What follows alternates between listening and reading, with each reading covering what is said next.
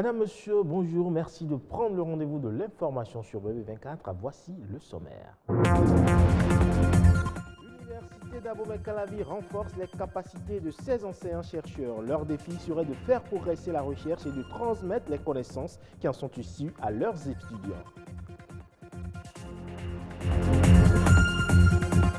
L'émission de divertissement tout en humour diffusée sur la télévision nationale veut faire peau neuve. Ces acteurs ont reçu leurs lettres de mission.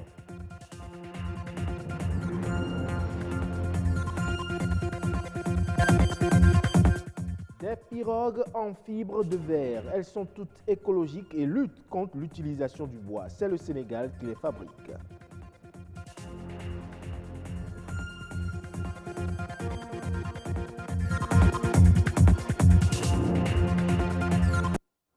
Défi à relever durant la carrière du jeune enseignant-chercheur. C'est le thème d'une conférence débat tenue cette semaine à l'Université d'Abomey-Calavi. L'objectif est de faire comprendre l'importance des travaux pratiques et mettre l'accent sur les qualités d'un enseignant-chercheur. Et c'est d'ailleurs le professeur Brice Saint-Saint, ancien recteur de l'Université d'Abomey-Calavi, qui a animé la communication. Alexis Segbemon et Amandine Agnambosou.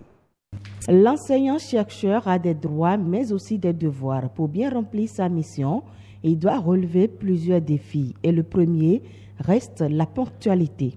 Le temps, c'est un peu comme un fluide. C'est très difficile de cerner un fluide.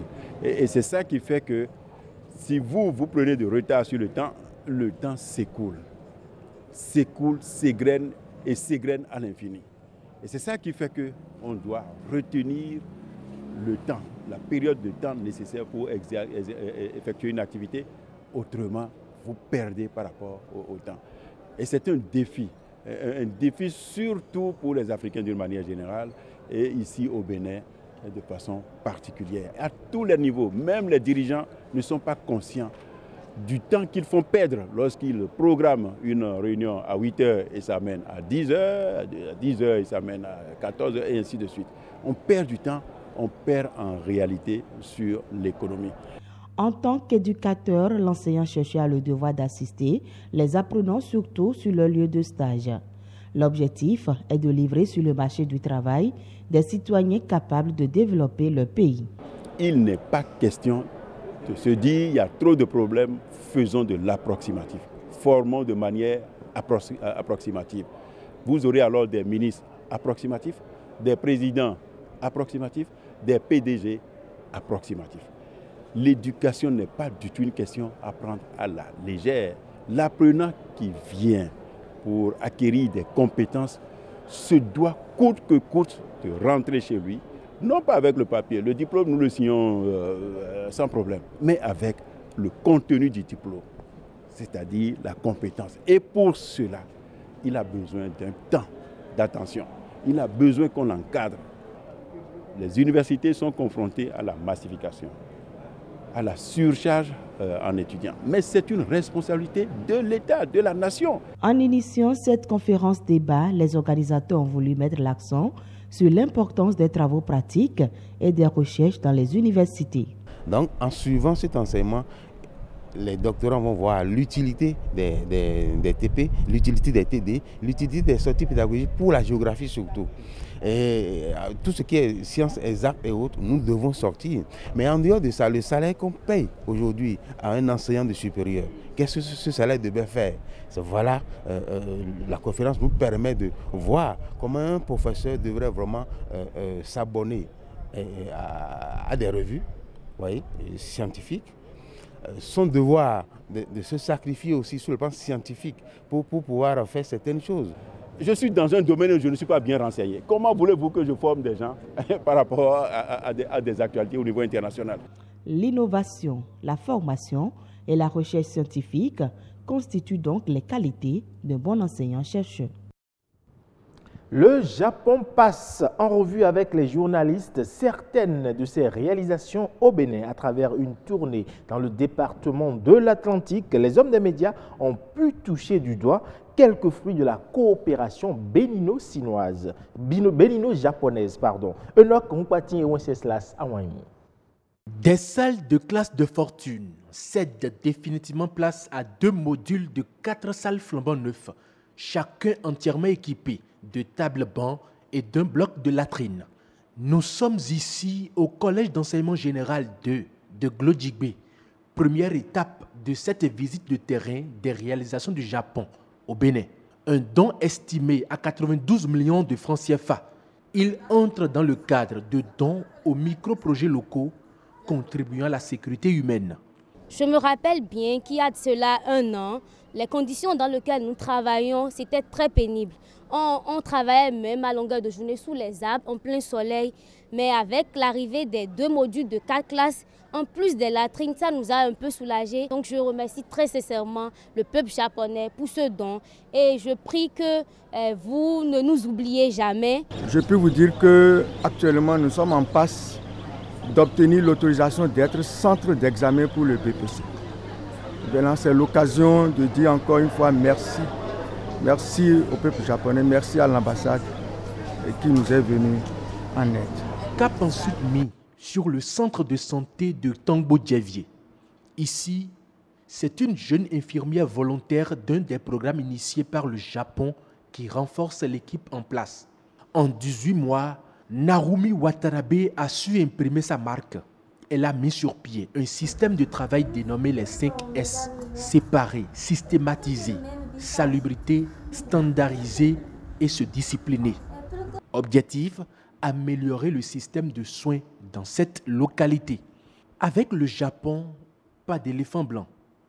L'hôpital de zone d'Alada Tofose en est une illustration. Inauguré le 24 août 2018, il a effectivement démarré ses services le 20 août 2018. Cet hôpital dessert 3 communes avec une population estimée à 398 949 habitants en 2019.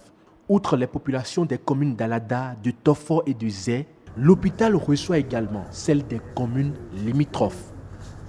La visite de cet hôpital a non seulement permis aux journalistes de faire le tour des spécialités, entre autres la gynécologie obstétrique, la pédiatrie, la neurologie, la stomatologie, mais d'avoir aussi une idée des performances déjà enregistrées en quelques mois seulement de fonctionnement. Il était prévu qu'au cours de la première année, comme c'est la nouvelle année pour l'hôpital, que nous soyons à 7300 nouveaux consultants. Mais avec 3 mois, 10 jours d'exercice, nous avons pu faire 4695, soit 64%. Dernière étape de cette tournée, l'école d'apprentissage de la langue japonaise au Bénin. Un centre d'éducation et de découverte de la culture japonaise. Elle dispose à la date d'aujourd'hui de 3 salles de classe entièrement équipées et compte près de 200 étudiants à la découverte de la culture japonaise. L'émission de divertissement tout en humour, diffusée tous les jeudis et dimanches sur la télévision nationale, se veut plus prospère. Et pour y arriver, elle a regroupé ses acteurs à la plage Fidjrosset de Cotonou. À l'occasion, une lettre de mission a été donnée à chaque groupe de théâtre. Plus de précisions dans ce reportage signé Ernest Tétégou et Gloria Oné. Chauffeur est danger, le quoi. Chauffeur, quand pas longtemps. Et là, il se bon. Et c'est quoi? Égayé, comblé de joie et distrait agréablement sont les objectifs que s'est fixé l'émission de divertissement tout en humour. Depuis plus de 6 mois, plusieurs numéros se sont succédés sur les écrans de la télévision nationale. Les acteurs, humoristes et comédiens se sont retrouvés ici à la plage de Fidjrosset pour donner une plus-value à l'émission. Nous allons faire en sorte que cette émission puisse rapporter gros à l'ORTB, puisse arrimer beaucoup d'auditeurs, beaucoup de téléspectateurs à l'ORTB parce que nous allons à l'aide du numérique et ces émissions du genre, les émissions grand public doivent être produites et la direction générale, la direction de la télévision, le service des programmes et le service de production sont tous ensemble. Merci beaucoup papa. Ok, bonne journée papa. Ok, tout à l'heure. Dis, là où est Namino? Et pour y arriver, une lettre de mission a été donnée à chaque membre de l'équipe de réalisation pour parfaire l'œuvre. Nous avons également promis de donner une lettre de mission aux gens qui travaillent à la production de l'émission. La lettre de mission dit que l'émission existe déjà et que ceux qui travaillent pour ça n'ont qu'à, nous les remercions et leur demandons de ne pas nous lâcher et que dans tous les compartiments de la chaîne de diffusion et de production, que cette émission puisse être tenue.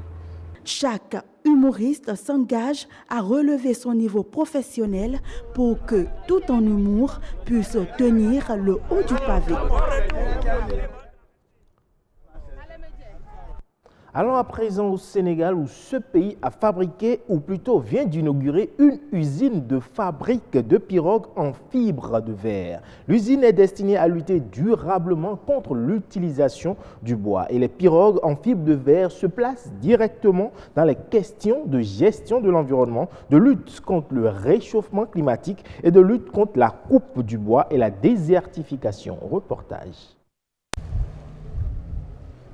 Une mise à l'eau réussie, des embarcations en fibre de verre sur le littoral sénégalais.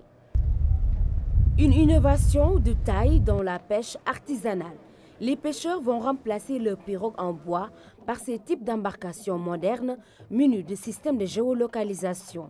Les pirogues en fibre de verre sont insubmersibles, sûres, économes et durables, 25 à 50 ans d'existence. Sécurité, car nos pirogues sont insubmersibles et peuvent d'ailleurs servir de bouée en cas de retournement accidentel. Elle peut être, vous l'avez constaté tout à l'heure, Monsieur le Ministre, être géolocalisée, permettant ainsi de suivre, de retrouver, si besoin était, l'équipage et son embarcation. Les nombreuses disparitions en mer et les dégâts matériels ne sont pas de nature à dissiper les craintes des familles des pêcheurs. L'implantation de cette usine dans notre commune constitue une réponse directe à cette double problématique. La CIRN compte continuer à jouer pleinement sa partition dans la maturation de ce projet. C'est ainsi que nous avons passé la première commande, constituée d'une pirogue de pêche de 10 mètres et d'une pirogue de transport de 20 places que le chef de l'État pourra offrir dans les prochains jours aux populations de son choix. Une autre commande de 38 embarcations suivra pour permettre d'impulser la production dans cette usine de CFAO Sénégal. L'usine de fabrication des embarcations en fibre de verre a été inaugurée. 150 pirogues de 8,50 m et de 10 mètres vont être produites par an. Le renouvellement de la flotte navale de la pêche artisanale va permettre de lutter contre les accidents en mer et promouvoir le transfert de technologies aux jeunes. Ces pirogues sont modernes. Il est plus intéressant de disposer d'embarcations en fibre de verre qui peuvent durer 30 à 40 ans.